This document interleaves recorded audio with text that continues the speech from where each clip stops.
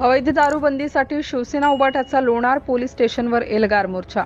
येवती येथे खुलेआम अवैध दारू विक्री होत आहे। अवैध दारू विक्री बंद करावीकरिता शिवसेना उद्धव बाळासाहेब ठाकरे पक्षाच्या वतीनं जिल्हा संघटक डॉक्टर गोपाल बछरे यांच्या नेतृत्वात येवतीचे सरपंच, उपसरपंच, तंटामुक्ती अध्यक्ष व ग्रामस्थ महिलांसह एल्गार मोर्चा काढून अवैध दारू विक्री विरोधी घोषणांनी लोणार पोलीस स्टेशन परिसर दणाणून गेला।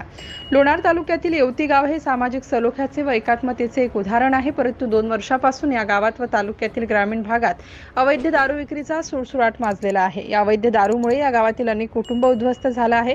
दारूपायी गावातील अनेक लोकांना आपले जीव गमवावे लागले आहेत। अनेक महिलांनी पुरुषांच्या दारूपायी आत्महत्या करून जीवन संपवलं आहे। मात्र पोलीस प्रशासन हे सर्व उघड्या डोळ्यांनी बघत आहे।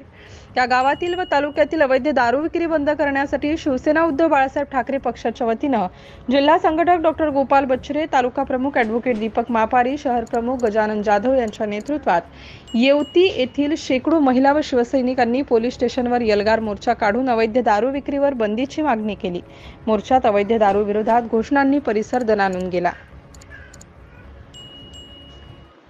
या एल्गार मोर्चा शिवसेनेचे जिल्हा संघटक डॉक्टर गोपाल बच्छरे, तालुका प्रमुख ॲडव्होकेट दीपक मापारी, शहर प्रमुख गजानन जाधव, शहर उपप्रमुख लुकमान कुरेशी, ज्येष्ठ शिवसैनिक सुदन अंभोरे, शहर संघटक तानाजी मापारी, गजानन बोरुडे, युवासेना शहर प्रमुख श्रीकांत मादनकर, अल्पसंख्याक विभागाचे अशफाक खान, इक्बाल कुरेशी, फहीम खान, विभाग प्रमुख तानाजी अंभोरे, गोपाल मापारी, युवतीच्या सरपंच प्रयागबाई पाटोळे, तंटामुक्ती अध्यक्ष गोदावरीताई कायंदे, उपसरपंच रामेश्वर कायंदे, ग्रामपंचायत सदस्य गजानन शिंदे, ज्योतिताई सरकटे, कुसुमताई टाकसाळकर, विश्रांतीताई अडागळे, कलीम कुरेशी, मंगेश मोरे, योगेश भुक्कन, शमीम शेख, विजय घोडके यांच्यासह मोठ्या संख्येने शिवसैनिक महिला उपस्थित होत्या।